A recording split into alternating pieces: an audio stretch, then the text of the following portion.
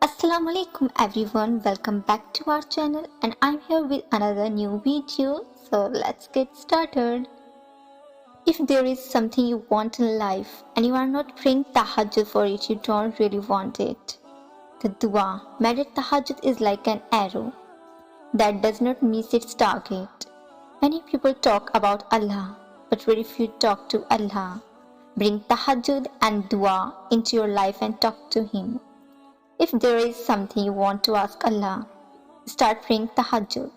Tahajjud time is on even 15 minutes before Fajr, so if you are a heavy sleeper, you should try waking up at least 20 minutes before Fajr and offer tahajjud.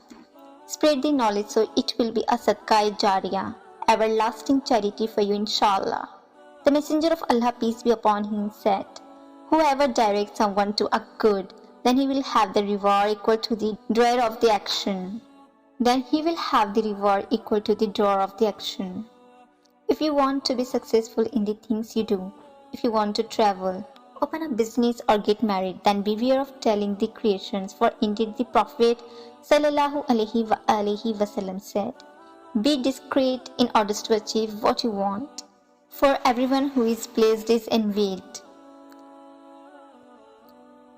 Evil eye, it's real. The Prophet ﷺ described it as worse than black magic, as it could kill a person. Don't share pictures of your success, such as graduation day, wedding, food, selfies, the places you travel to, or anything else, as many people can't digest it and become extremely jealous of you. Live a private life and do you. Nobody needs to know your business. Their jealousy could lead you to depression or even losing all that you have. Be humble and keep it on yourself. We live in an age where everything needs to be shared by social media, otherwise it cannot be experienced to the fullest. We are overusing social media. Little do we know it is just a shaitan's trap. Live your life for you, not for the attention that could end it. Please. How to success in life. Wake up 20 minutes before Fajr prayer and read Tahajjud prayer and sincerely make dua for what you want and need.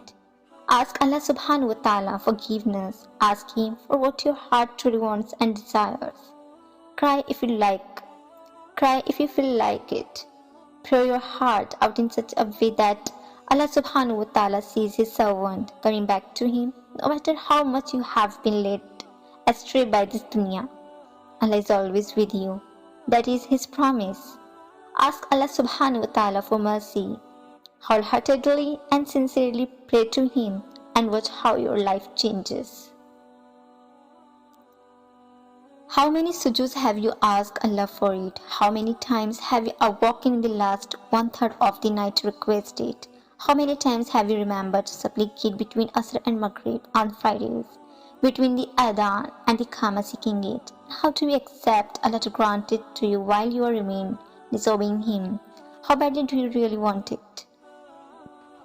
Tahajjud is that power which will make you wonder at how amazingly du'as are answered by Allah subhanahu wa ta'ala. Tahajjud, a peaceful story no one will understand except those who really want paradise. May Allah guide us. Tahajjud is a simple act of meeting your Lord, making dua and getting all your prayers answered. That at the time of each prayer you offer the prayer at its proper time after performing a perfect ablution. Perfect ablution is one performed with due regard to obligatory sunnah and desirable action. Ablution should be performed fresh at that time of each prayer, although the previous ablution subsists. A fresh one is desirable. To offer a perfect prayer is to be mindful of its component parts like obligatory sunnah and mustahab. In another hadith, it is said that during prayer, the rows should be straight, the rows should not be curved, and there should be no unoccupied space between the worshippers. Conditions of offering Tahajjud prayer. Make an intention of performing Tahajjud prayer and rearrange to wake up finally a piece of the night. Make sure to perform wudu as one should perform before every Tahajjud namaz. Move to a clear and quiet place in the house, being away from distractions. Offer at least 2 rakats, up to 12 depending on one's willpower.